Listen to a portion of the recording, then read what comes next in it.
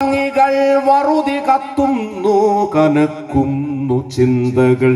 ഇനി എൻ്റെ ബോധവുമെടുത്തുകൊള്ളുക, ഇനി എൻ്റെ ബോധവുമെടുത്തുകൊള്ളുക. ഈ കൃഷി എന്ന് പറയുന്നതിൻ്റെ ഇംഗ്ലീഷ് അഗ്രികൾച്ചർ എന്നാണ്.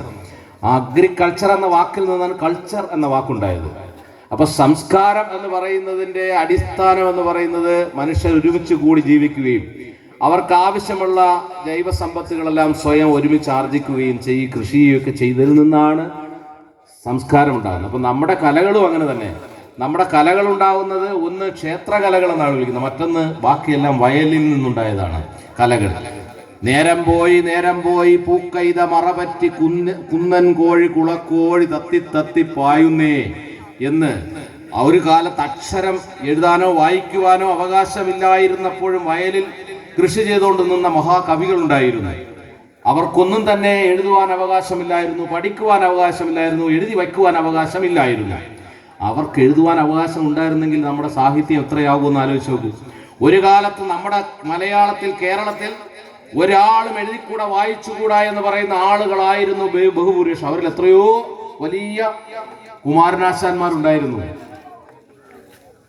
അവർക്കൊന്നും എഴുതാൻ അവകാശം. അങ്ങനെയുള്ള ചില ആളുകൾ എഴുതാതെ തന്നെ ഉറക്കെ വിളിച്ചു പറഞ്ഞ സാധനങ്ങൾ നമ്മളിപ്പോൾ നാടൻ ഫോക്ക് ലോർ എന്ന രീതി ഇങ്ങനെ ചെവികൾ കൈമാറി വന്നിട്ടുണ്ട്. അതിലൊരു വരികാണിത്. നേരം പോയി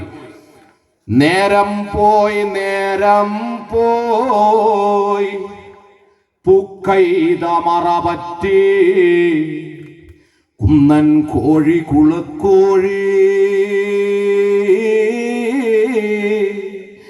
തത്തി തത്തി പായുന്നേ.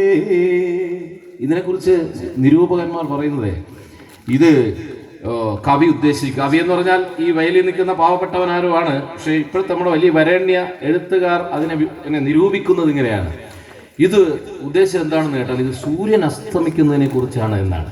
നേരം പോയി പൂക്കൈത മറപറ്റി കുന്നൻ കോഴി, ഈ സൂര്യൻ ഇങ്ങനെ തത്തി തത്തി അങ്ങ് താഴ്ന്നു പോകുന്നു എന്നാണെന്നാണ്. അത് ചരിത്രത്തോട് കാണിക്കുന്ന ഏറ്റവും വലിയ അപരാധമാണ് എന്ന് ചരിത്രം പഠിക്കുന്ന എല്ലാവർക്കും അറിയാം. അങ്ങനെ വയലിൽ നിന്നുകൊണ്ട് രാത്രിയായിട്ടും കയറി വരാൻ അവകാശമില്ലാത്ത ഒരു പാവപ്പെട്ട തൊഴിലാളി ഇങ്ങനെ തേവിക്കൊണ്ടേയിരിക്കുമ്പോൾ അവന്റെ പാവപ്പെട്ട ഒരു പെൺകുട്ടി അവിടെ കുടിലിൽ ഇരിക്കുമ്പോൾ